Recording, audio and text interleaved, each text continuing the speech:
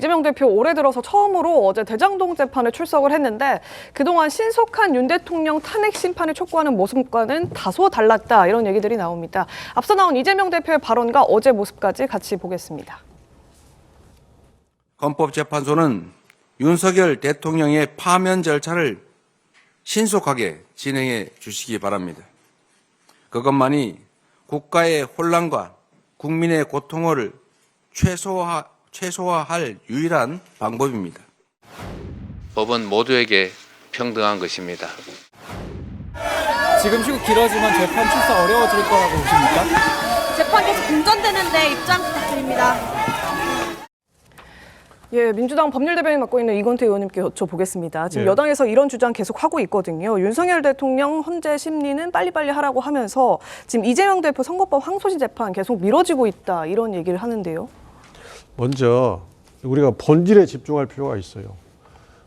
이 문제는, 내란 사태는 윤석열 대통령이 위헌 위법의 비상계엄을 발동했기 때문에 생긴 문제입니다. 그래서 국회에서 3분의 2 이상으로 탄핵소추가 됐고 현재 직무가 정지된 상태예요. 네.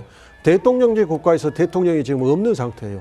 그러면 이게 이 탄핵소추가 옳은지 그른지 헌법재판소는 최대한 빨리 결정해 줘야 돼요. 그러니까 헌법재판소가 최대한 재판을 빨리 해달라고 하는 것은 국가적으로 그 누구도 이걸 부인할 수 있는 명제예요. 이걸 따르라는 거예요. 근데 이재명 대표가 무관한 이 명제에 대해서 이재명 대표를 끌어들여가지고 물타기 하는 겁니다.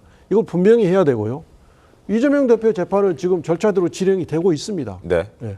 알겠습니다. 송유한 변호사님 어떻습니까? 무관하다고 볼 수가 없죠. 왜냐하면 이재명 대표 재판의 타이머는 계속 가고 있습니다. 11월 15일에 1심이 선고가 됐는데 이제 1월 23일이 돼야지만 1차 공판기일 항소심 열리는 건 아닙니까? 국민들께서는 633 원칙이 제대로 지켜지는지를 다 보고 계세요. 자, 그런 상황에서 지금 국회 탄핵소추 대리인단은 결국 누구의 의중대로 움직입니까? 정청래 법사위원장의 의중대로 움직이는 거고, 민주당의 그 탄핵소추안은 결국 이재명 대표의 의중과 다르게 작성될 수 있었겠습니까? 그런 모든 상황들을 봤을 때, 자, 내란죄에 대한 법률적인 주장을 헌재에서 철회한다고 하는 것이 설령 법리적으로는 가능하다 손 치더라도 네. 국민들께서는 그걸 보시면서 이재명 대표 한 사람을 위해서 탄핵 심판 절차를 빠르게 했다가 느리게 했다, 이런 부분들을 원하는 대로 조절하려고 하는 것이 아니냐라고 하는 의구심을 갖고 보고 계시는 상황인 거예요. 자, 그러면은 민주당은 책임 있는 공당으로서 어떻게 해야 되겠습니까? 가능한 한 최대 다수의 국민들이 이 탄핵 심판의 결과가 어떻게 나오더라도 승복하고 수긍하고 납득할 수 있도록 하는 길로 가야 되지 않겠습니까? 그런데 지금 민주당은요,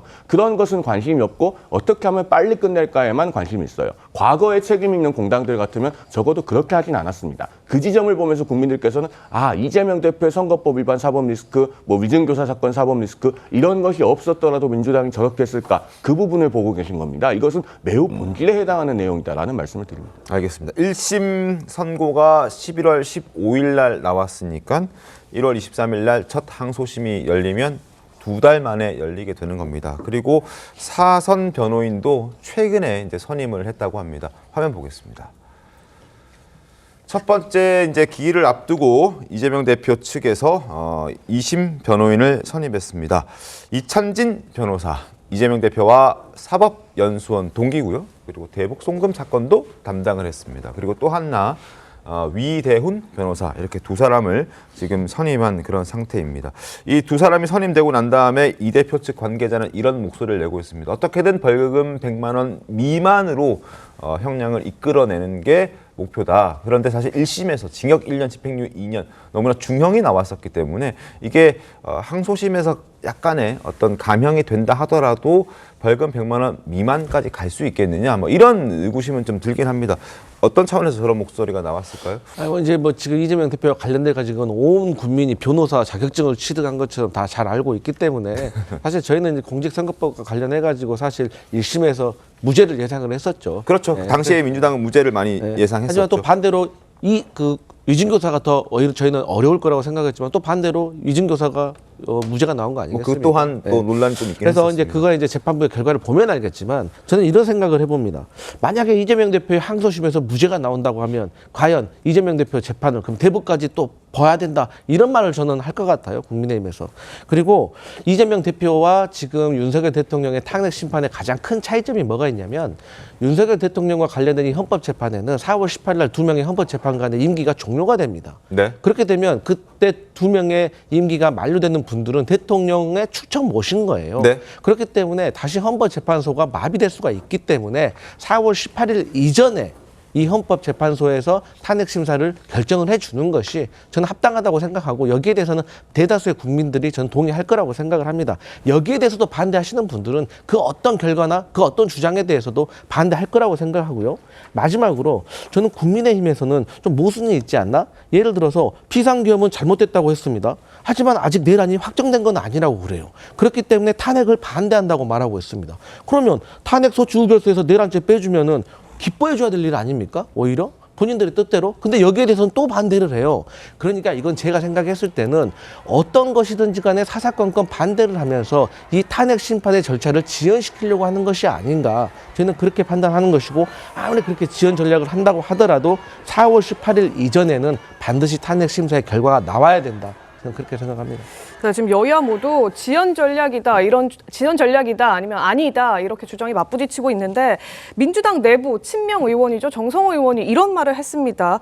지연 전략 아니냐는 물음에 대해서 방어권이 보장돼야 된다 이렇게 얘기를 하면서, 선거법 재판에서 633 원칙, 그러니까 1심까지 6개월, 2심 3개월, 대법 3개월 이 원칙이 지켜진 적이 거의 없다 이러면서 두둔하고 나섰는데요.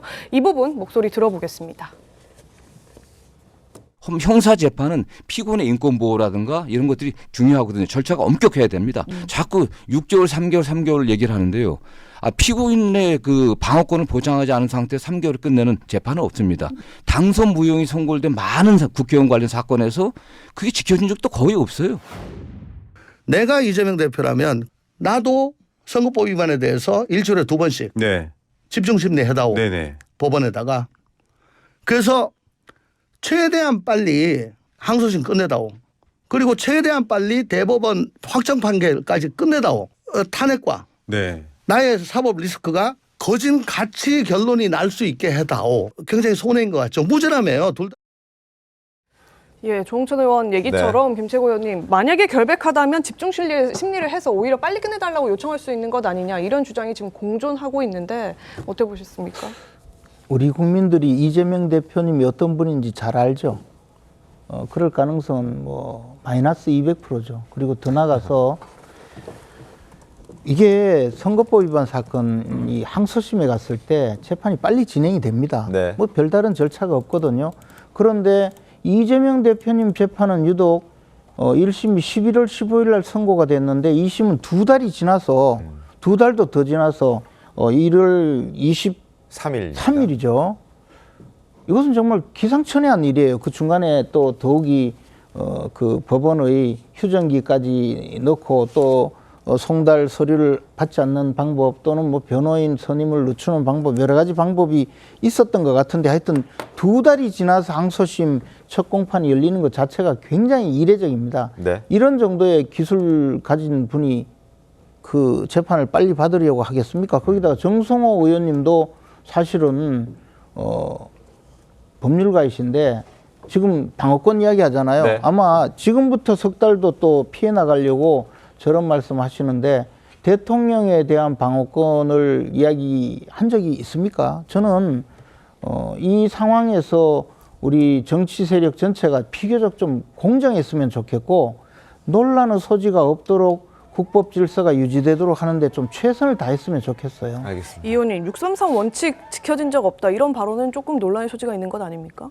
저 말씀이 맞습니다. 정성호 의원님 말씀이. 제가 법사위 때 10월경 국감을 앞두고 법원에서 통계를 받아봤어요. 그래서 선거법 1심 장기미제 통계를 받아봤거든요. 근데 장기미제가 58건이 남아있는데 2018년도에 기소된 게 4건, 2018년도 기소된 게 아직도 하고 있어요. 네. 2020년도에 기소된 게 23건, 2022년도에 기소된 게 28건, 2023년에 기소된 게 3건이에요. 그래서 58건이 6개월을 훨씬 3배, 4배 넘어서 진행 중인 겁니다. 그렇기 때문에 그 재판부가 일부러 지연시켰겠어요? 그 사건이 심리가 그만큼 필요하기 때문에 그 사건에 맞는 심리를 하고 있는 거예요. 근데 그 사건의 특성을 배제하고 무조건 3개월을 끝내라, 6개월을 끝내라. 그것은 어느 재판관도 그렇게 할 수가 없어요. 그게 이제 옳다고 볼 수는 없는 거잖아요. 어쨌든 간에 그 58건이 계류되어 있다는 게 뭐 지연 사유야 뭐 저희가 다 일일이 확인할 수는 없겠지만 그게 옳다고 볼 수는 없고 또 그것 때문에 이재명 대표의 재판이 또 이렇게 633 원칙을 지키지 않아도 괜찮다 두둔하는 것 또한 바람직하다고 볼 수는 재판 없지 않을까. 심리를 충분히 한다는 차원에서 그건 옳은 겁니다. 바람직하지 않죠. 그러나 불가피하게 재판 심리가 오래 걸릴 수 있으면 오래 하는 게 옳은 겁니다. 아니 그런데 제가 하나만 실제 사례를 들어서 반박을 해드리면요.